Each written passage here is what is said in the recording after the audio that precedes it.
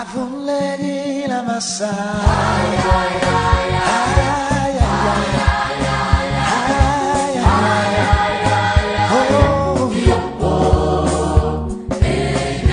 Je suis content de vous savoir encore là, alors que nous continuons dans cette série avec la loi, la semence et la moisson. Dans le cadre de cette émission, tu dois comprendre. Ne vous y trompez pas. On ne se moque pas de Dieu. Ce qu'un homme aura sémé, il le moissonnera aussi. C'est Galates chapitre 6, verset 7. Pour ceux qui ont suivi la précédente édition, ils savent très bien que nous avons parlé de Jacob. Jacob, l'un des fils d'Isaac. Isaac, l'héritier d'Abraham. Abraham, qui avait une alliance avec Dieu. Nous avons vu comment Dieu avait rappelé à Jacob le vœu qu'il lui avait fait 20 ans auparavant, alors qu'il fuyait son frère Ésaü, parce qu'il avait arraché, n'est-ce pas, la bénédiction avec la ruse, par la ruse. Et nous verrons qu'il sera rattrapé. Rattrapé par cette semence.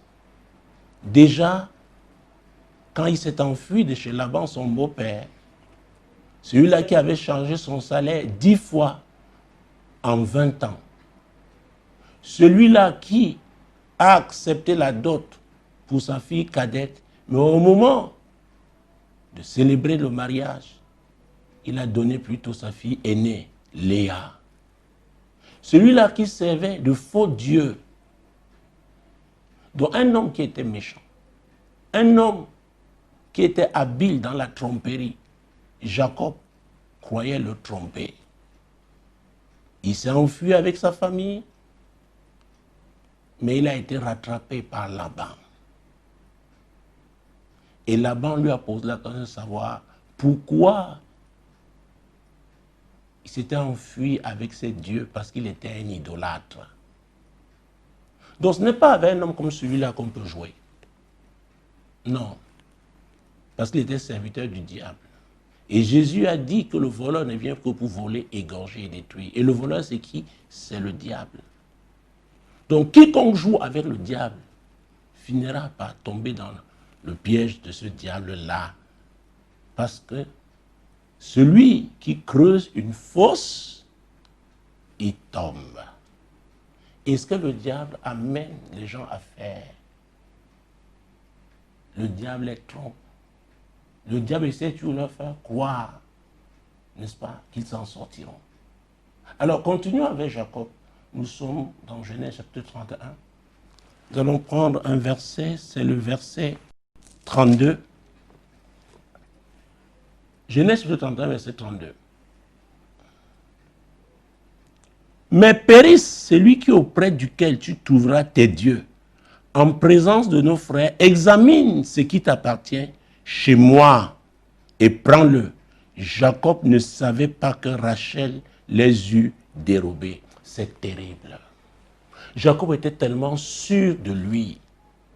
Écoutez, si vous êtes un voleur, un menteur, un escroc, ne croyez pas que vous pouvez être sûr de vous. Parce qu'il y a des choses qui ont été faites dans le passé, par vous ou vos proches, qui vont vous rattraper. Jacob était sûr. Jacob qui avait utilisé la ruse pour arracher la bénédiction. Quelque chose qui lui était destiné. Mais il s'est laissé, n'est-ce pas, utilisé par le diable, parce que c'est lui le rusé. C'est lui le père de la ruse. Et le voilà, il est sûr de lui. Et Laban va essayer. Verset 33. Laban entra dans la tente de Jacob, dans la tente de Léa, dans la tente des deux servantes, et il ne trouva rien. Il sortit la tente de Léa et entra dans la tente de Rachel. Ce n'est pas parce qu'on n'a pas encore trouvé que vous allez vous en sortir. Il faut faire très attention. Allons chez Rachel. Verset 34. Rachel avait pris les téraphim et les avait mis sous le bas du chameau et s'était assise dessus. Laban fouilla toute la tente et ne trouva rien. Vous voyez? Donc l'esprit de Laban là était en sa fille Rachel. Celle que Jacob aimait le plus. Il a travaillé 7 ans pour elle. C'était comme quelques jours. C'est pourquoi il faut faire très attention avec l'esprit qui anime les gens. Quel est l'esprit qui vous anime? On le saura par les actes que vous posez. Oui. Parce que ce qui est fait physiquement vient du spirituel. Il y a un esprit derrière tout acte qu'un homme pose. Donc elle a pris les idoles de son père. Elle s'est assise dessus. Elle a caché. Continuons.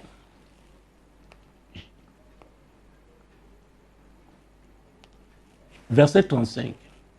Elle dit à son père, que mon Seigneur ne se fâche point si je ne puis me lever devant toi, car j'ai ce qui est ordinaire aux femmes. Il chercha et ne trouva point les téraphim. Alors, vous voyez, elle ment. Elle dit qu'elle a ses menstrues, alors qu'elle ne les avait pas. Pourquoi?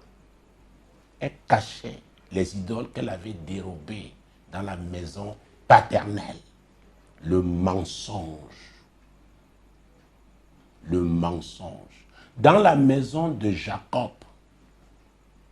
qui est le père du mensonge, c'est le diable. Donc le diable était avec Jacob.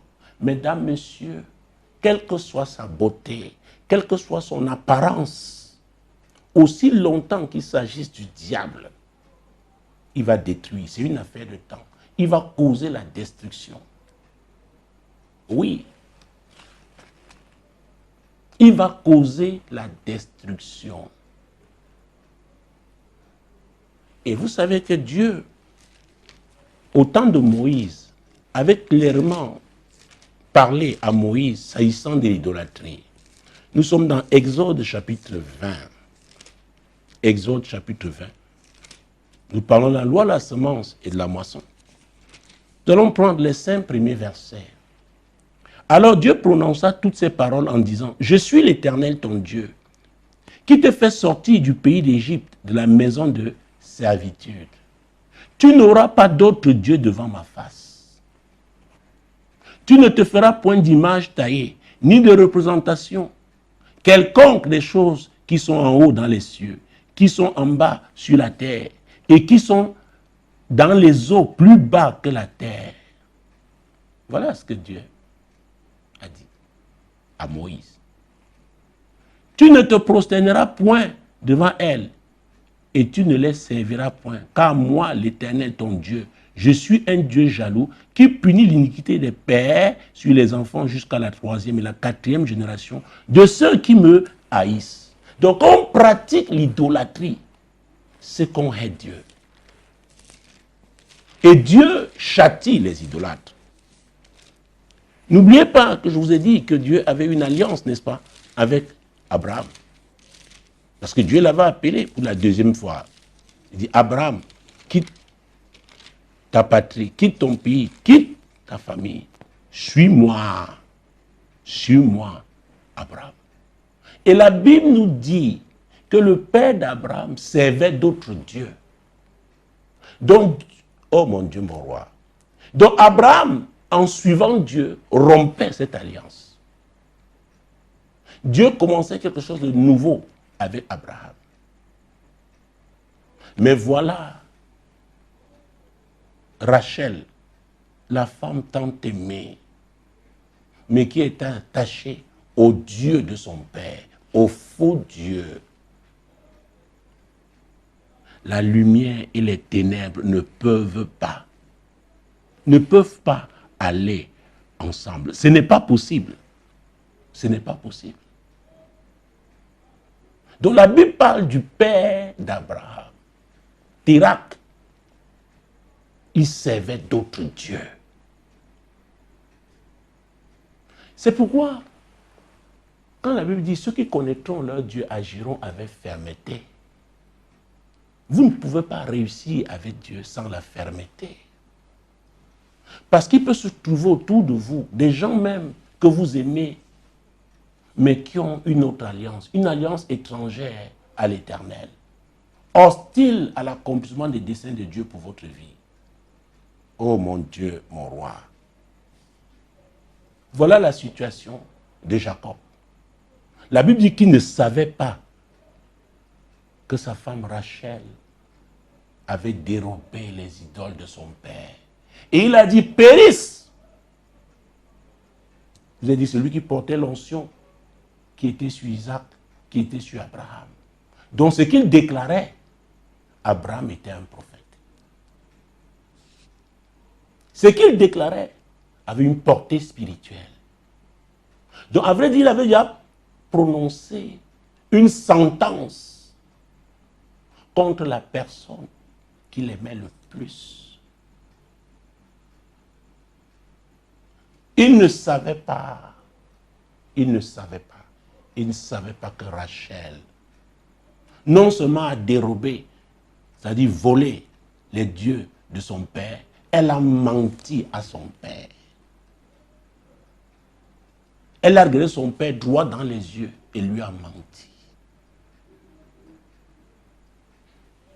Donc, à vrai dire, la maison de Jacob, mon Dieu, mon roi, était sous l'emprise d'une semence diabolique, d'une mauvaise semence. N'oublions pas que lui-même avait dérobé, lui-même avait, n'est-ce pas, arraché la bénédiction par la ruse.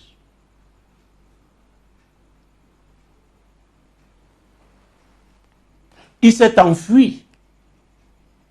Il a utilisé la ruse pour quitter Laban. Voilà, pendant qu'il quitte, la femme aussi utilise le vol pour s'emparer des dieux de son père. Donc le beau-père de Jacob réalise que ces dieux ont disparu, mais Jacob est ferme. Il dit non, examine ma maison, ce n'est pas possible. Je connais bien mes gens, mais il s'agissait de la femme qu'il aimait le plus. Il ne savait pas qu'elle avait dérobé les dieux de son père. Il a dit, périsse. Oh Jésus. Reprenons oh mon Dieu, mon roi, Jésus-Christ de Nazareth. C'est terrible. Périsse. Périsse. Périsse. Genèse 31. Oh mon Dieu. Genèse 31. Mon Dieu. La parole était une semence.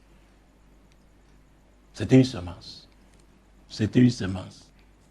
Jacob ne savait pas que Rachel les eut dérobés. Oh mon Dieu, mon roi. Verset 32, parce que là j'ai lu la fin, le commencement du verset 32. Mais périsse celui auprès duquel tu trouveras tes dieux. Et Rachel a caché. Il y a un genre de combat que vous pouvez mener sans savoir que l'origine est dans votre propre maison. C'est pourquoi nous avons besoin de la grâce de Dieu. La grâce de Dieu. C'est pourquoi nous devons être humbles. L'humilité est une semence. Parce que la Bible dit que l'humilité précède la gloire. L'humilité est une semence. Il ne faut pas croire, affirmer de façon péremptoire et précoce même que tout va bien dans votre maison. Vous ne savez pas entre-temps ce que l'ennemi a sémé. Quel est celui-là qui a ouvert une porte? Vous savez, dans Deutéronome chapitre 18, mon Dieu, mon roi, Deutéronome chapitre 18, Dieu avait clairement parlé à Moïse. Verset 10 à 13. Qu'on ne trouve chez toi personne qui fasse passer son fils ou sa fille par le feu, personne qui exerce le métier de devin, d'astrologue, d'augure, de magicien, d'enchanteur, personne qui consulte ceux qui évoquent les esprits ou disent la bonne aventure, personne qui interroge les morts, car quiconque fait ces choses est en abomination à l'Éternel. Et c'est à cause de ces abominations que l'Éternel, ton Dieu, va chasser ces nations devant toi. Verset 13, tu seras entièrement à l'Éternel, ton Dieu. Donc tu ne peux pas tolérer un autre Dieu à côté de toi.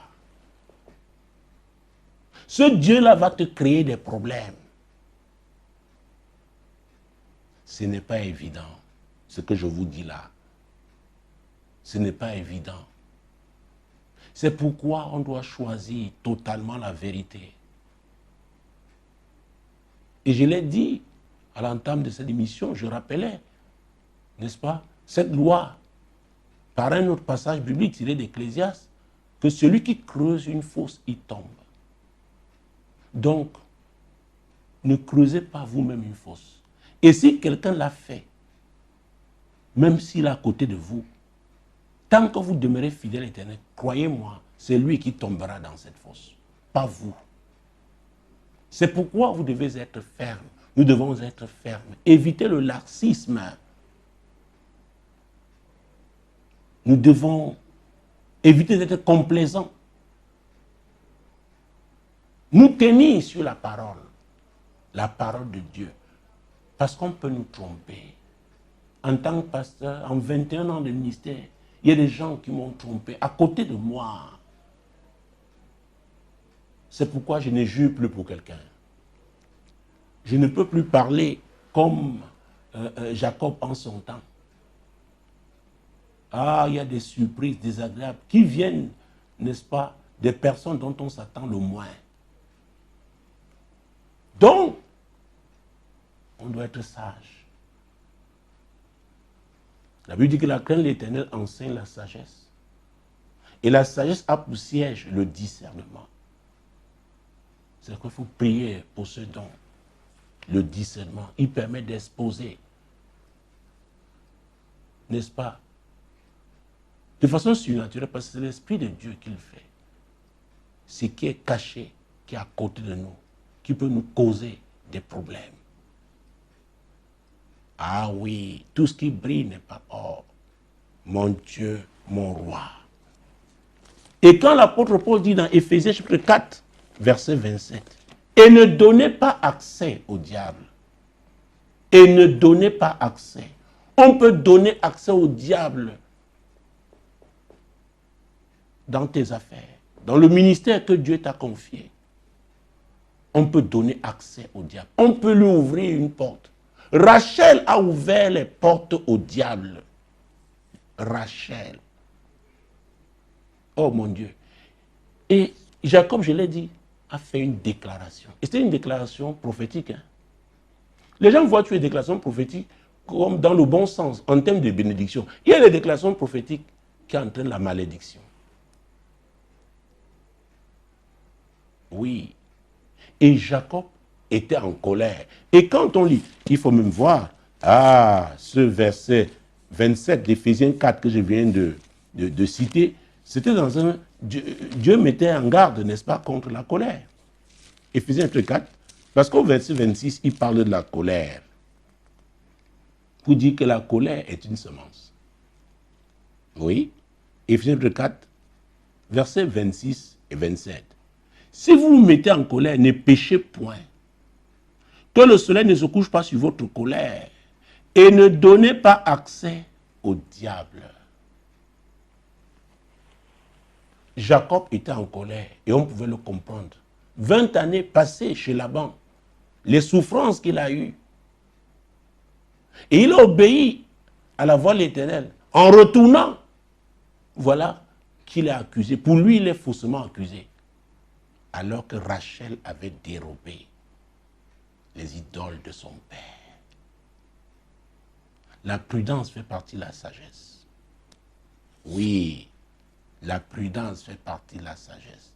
Parfois, l'enfant que vous avez à la maison qui est comme un agneau, à l'école est un monstre.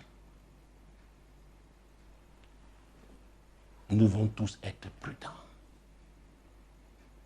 La Bible dit dans 1 Pierre, chapitre 5, verset 8, que le diable rôde comme un lion rugissant, cherchant qui dévorer. Il rôde. Il vous voit, vous servez Dieu fidèlement, il réfléchit. Comment il va vous salir?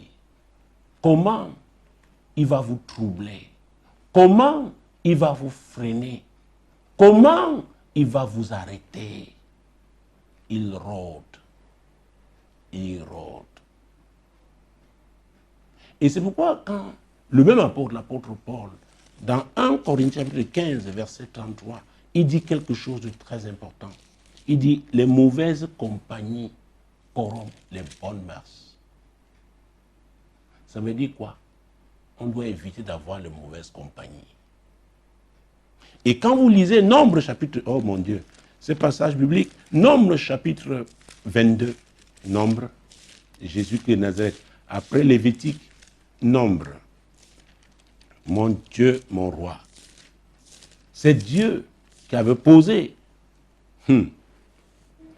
une question à un prophète. Nombre chapitre 22, verset 9 et suivant. Dieu vint à Balaam et dit, qui sont ces hommes que tu as chez toi? Mais Balaam, tu es prophète. Hey, tu as des personnes étranges, terribles, chez toi. Qu'est-ce qu'ils font? Il ne s'agissait pas de la présence physique de ces personnes-là. C'est vrai, leur présence physique pouvait devenir un problème, tout simplement à cause de l'esprit. Ah oui, du Dieu qu'ils servaient. Ces gens étaient des Moabites. Et Balaam essaiera d'expliquer à Dieu pourquoi est-ce qu'ils sont là. Verset 10 et suivant. Balaam répondit à Dieu, Balak, fils de Tibor, roi de Moab, les a envoyés pour me dire, verset 11 et suivant, voici un peuple est sorti d'Égypte et il couvre la surface de la terre. Viens donc, maudis-le. Peut-être ainsi pourrais-je le combattre et le chasserai-je. Quelle sera la réaction de Dieu? Verset 12. Dieu dit à Balaam, tu n'iras point avec eux. Tu ne maudiras point ce peuple, car il est béni. Que font ces gens chez toi? Les ennemis de mon peuple. Vous ne pouvez pas dire que vous servez Dieu et votre meilleur ami est un serviteur du diable. Ce n'est pas possible. Ce n'est pas possible. J'ai l'habitude de dire aux gens, au niveau de la famille, on n'a pas demandé à naître. On n'a pas choisi de naître dans une certaine famille. Mais il faut savoir fixer les limites. Quand il s'agit d'un culte, que chacun qui a choisi son Dieu, oui, respecte les limites. Parce que beaucoup sont là dans le but d'entraîner les disciples du Seigneur dans leur camp. Il peut s'agir des parents, oui, ses propres parents, ses frères, ses soeurs, ses beaux-frères, ses belles-sœurs. Il y en a qui ont choisi leur religion, ils veulent tout faire pour vous attirer. Mais si vous avez choisi Jésus, vous devez bien comprendre ces lois de la semence et la moisson et comprendre la notion de fermeté. Ceux qui connaîtront leur Dieu agiront avec fermeté. Parfois, on vous place dans des situations délicates. Ça peut mettre en public. Pour sauver l'honneur de la famille, maintenant vous devez faire tel rite ou tel autre. Oh, mesdames, messieurs, on fait des photos, on dit venez vous tout le monde. Mais c'est sous l'emprise de quel esprit? La photo là peut être un point de contact qu'on utilisera demain pour détruire tout l'investissement que vous avez fait avec Dieu. Vous savez, c'est subtil. J'ai vécu plusieurs situations dans la foi. Et c'est pourquoi moi, quand on m'appelle aujourd'hui à décider, quelqu'un arrive, je dis, je prie que Dieu lui-même te... Parce qu'on veut... Le plus souvent on dit, oui, j'avais dit au pasteur, il était d'accord. Mais vous avez vous-même l'Esprit de Dieu, qui est l'Esprit de vérité, qui est l'Esprit de discernement. Comment on peut vous trouver à cet endroit-là, avec ces gens-là, sous l'emprise de ce mauvais esprit-là? Ah oui. Jésus-Christ de Nazareth. Oh, revenons à Genèse. Genèse 32, cette fois-ci, Genèse 32, verset 22. Il se leva la même nuit, prit ses 2 femmes, ses 2 servantes et ses 11 enfants et passa le gué de Jabbok. Il les prit, leur fit passer le torrent et le fit passer à tout ce qui lui appartenait. La Bible dit, Jacob demeura seul. Alors un homme lutta avec lui jusqu'au lever de l'aurore. Jacob, oh mon Dieu, mon roi. Un dur, comme on dit chez nous.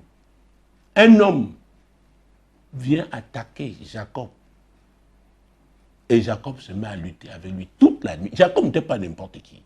Verset 25. Voyant qu'il ne pouvait pas le vaincre, cet homme le frappa à l'emboîture de la hanche. Et l'emboîture de la hanche de Jacob se démit pendant qu'il luttait avec lui.